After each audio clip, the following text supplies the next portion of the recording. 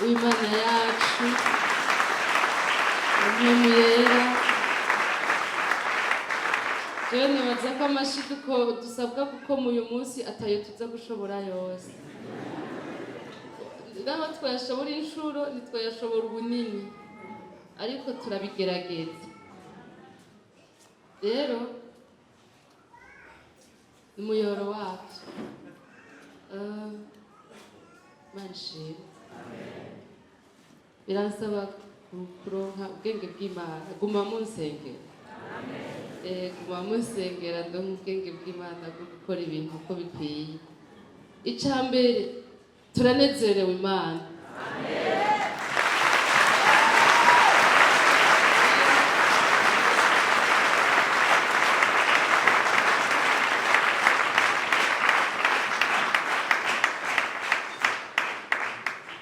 Amen. Mu mutima wanje ndanezerewe Imana cyane. Twe nabo dufatanyije mu gikorwa c'Imana, twaguma tuvuga ngo Pantekote y'uyu mwaka izoba ari umunsi udasanzwe. Twaguma tubivuga.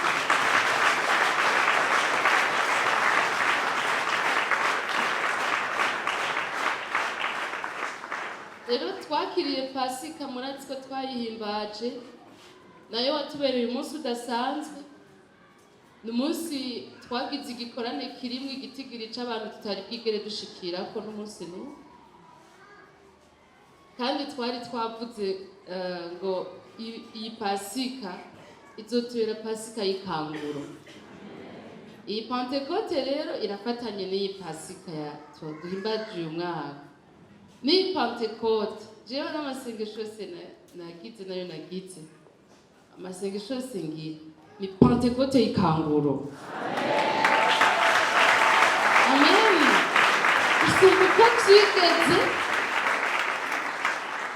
Gusumba uko byigeze turagomba kuba abana b'Imana babushitse. Ijambo ry'Imana tubwira ngo Imana yatumye umuhemu w'umwana wayo muri twebwe. Aleluya. Rero ko Imana yabonye ko turabe inyama n'amaraso gusa ataco twobasha, mugabo ihitamwo kuturungikira umuhemu w'umwana wayo muri twebwe. Imana ishimwe cyane. Yesu ashimwe. Jewe urutonde nza gukoresha mu rwihanganire, sinzi ko nimuna rwihanganira rwose kubera Imana irarushoboye. Ariko numva Imana igira neza. Hari hano nanditse muri agenda wanje tariki 29 kwa gatatu. Ejo nasanze nasubiye kuhasoma. Imana igira neza iravana ibintu mu mpwemu ikabizana abantu bakabiraba.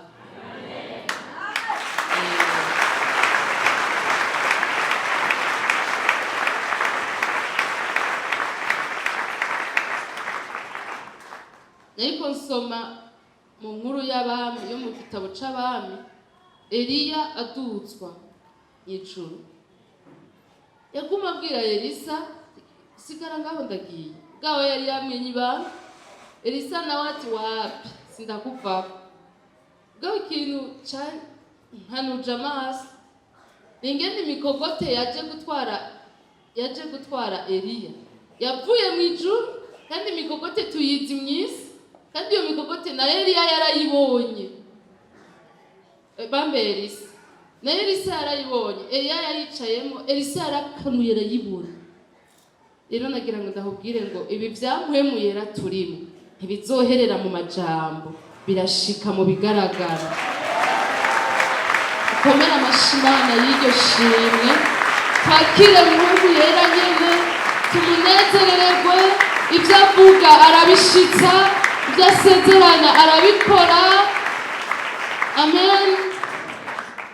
Je kino gitondo numva nshobora kubura ingene ndabibika muri jewe, numva bitegerezwa gusohoka yuko Imana ishitse ibyo yavuze. Amen. Yuko Imana atari Imana y'amajambo gusa, ariko ni Imana y'ibigaragara navyo. Amen. Rero ibyo wizeye mu mpwemu ubirorere. Kandi kimwe muri ibyo gihambaye, kimwe muri ibyo nuko Yesu azoza kudutora. Ubirorere, ubyitegurire. Shishikara imyiteguro, bandanya, ntuhagarike. Uyu muhemu yera duhimbaza ko yaje, yari yaravutswe yakizabwiye ati muze mugume hajya mu gisagara gushika muhawe ico Data yasezeranye ngo mwambike ubushobozi. Rero uyu munsi ndagomba ko twambara ubushobozi bwo kuba abantu b'Imana nyabo, ihanga ryera, abantu batagenda baragwagwagurika mu rugendo, ahubwo bagenda bahisha icubahiro gushika mu busaza bwabo. Mana ikomerwa amashi menshi.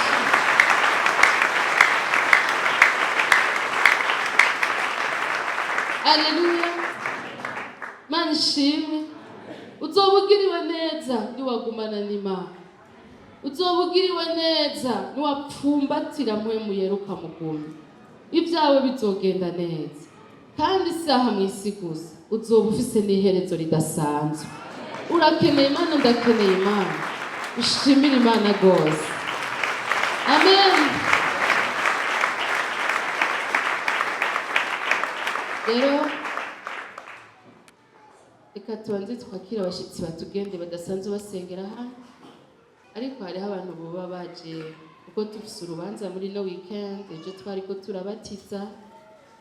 Hari abo baje kandi n'uno munsi turabandanya urubanza, turakirana mu ishengero, turakira abo bantu baraye babatijwe. Hariho n'abasabye kwakirirwa hano, turaza kubikora. Byoshoboka rero ko hari ababaherekeje, ariko ibyo bitanabaye Yesu ahora arungika abantu bakamuronderera hano naho. Mana ishimwe. Rero umuntu yatugendeye, sinzi ko twebwe ariko nyene ni twebwe, yaje kuronderera Imana hano uyu munsi, kwiganiririza hano, yaje gusangira natwe uyu munsi mukuru, kandi atwigorera ave hasi ahari tumwakire, ave hasi mu kibanza rimwe. Abari muri sare yo hanze, aleluya. Sare yo hanze, aleluya. Imana ibahezagire kandi Imana ishimwe.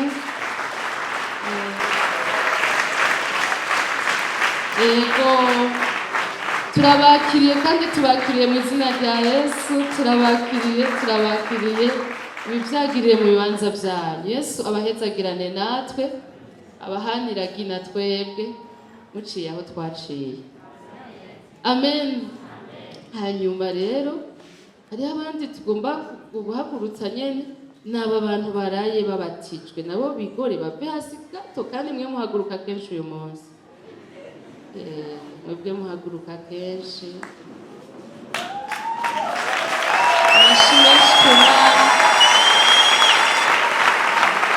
Komera amashi menshi Yesu. Yesu arifitiye ubuhizi bwo kuvana abantu iyo bahora akabazana muri we. Turabatezagiye. Imana ibishimirwe. Amen. Musubire mwanze mwicare mutenye. Imana ishimwe cyane. Amen. Ndagira nsabe rero kano kanya mbere yuko nsubiza mikrofone, aba bantu babatijwe ntibocika hano imbere, bobagora kuhakwira. Mu bibanza barimwo duhere ku basabye kwakirwa, mu bibanza barimwo bave hasi.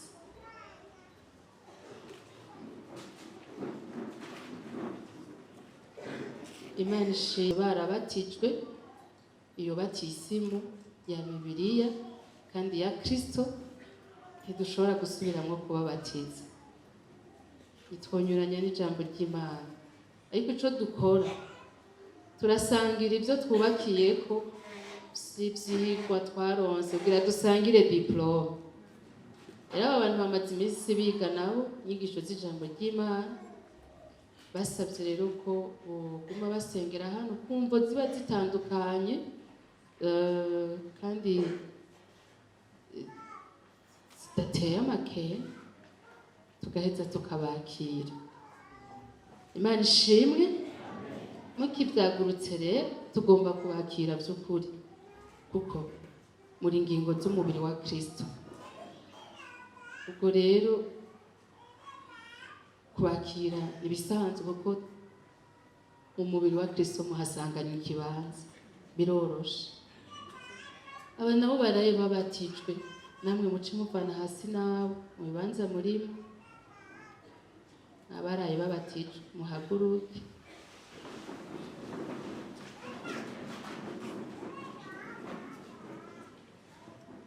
Murabona yuko uwo baha umwungere mugenda mugakora ikintu ahantu, mukagenda mukamamaza ubutumwa bwiza bwa Yesu. None umwe muri mwebwe abwiye ubutumwa batanu, mubona mwoca mungana gute? Nshatse kubabwira ngo mwiyakire nk'ab'agaciro mu bwami bw'Imana. Imana ishimwe cyane. Mwiyakire nk'ab'agaciro, mwiyakire bafise ico baje kumara mu mubiri wa Kristo. Bibiliya rero itubwira yuko turi ingingo z'umubiri wa Kristo, kandi izo ngingo ngo naho ari nyinshi nta n'umwe ruhara kuri we. Naho ari nyinshi zikorera mu mubiri umwe, kandi rumwe rumwe rwose rukagira akamaro ukwabwo.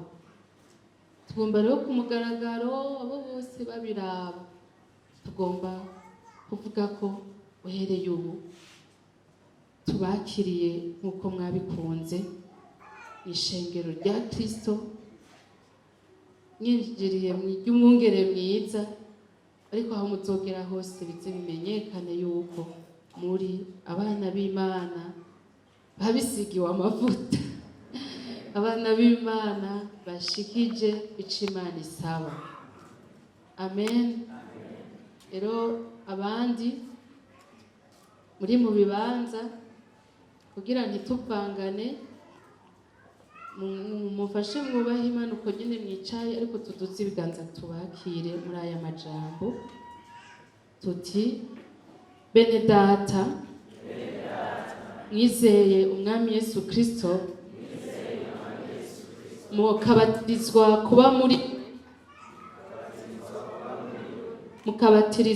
kuba muri we, natwe turabakiriye ngo dusangire byose. Kaze mu izina rya Yesu Kristo, mube ingingo z'umubiri wa Kristo aho turi, natwe tubabera ingingo z'umubiri wa Kristo aho muri. Turabakiriye mu izina rya Yesu, tuzorwanana ishaka, tuzohana byose, kandi ivyo ni ibyanyu n'ibyacu. Dufatane urugendo ruja mu ijuru, ntituzoruhuke tudashitseyo. Ni mu izina rya Yesu Kristo tubakiriye. Amen. Impundu nyinshi ku Mana. Yesu yirongeye ihanga rishasha muri twebwe. Yesu yirongeye abandi. Tumukeze.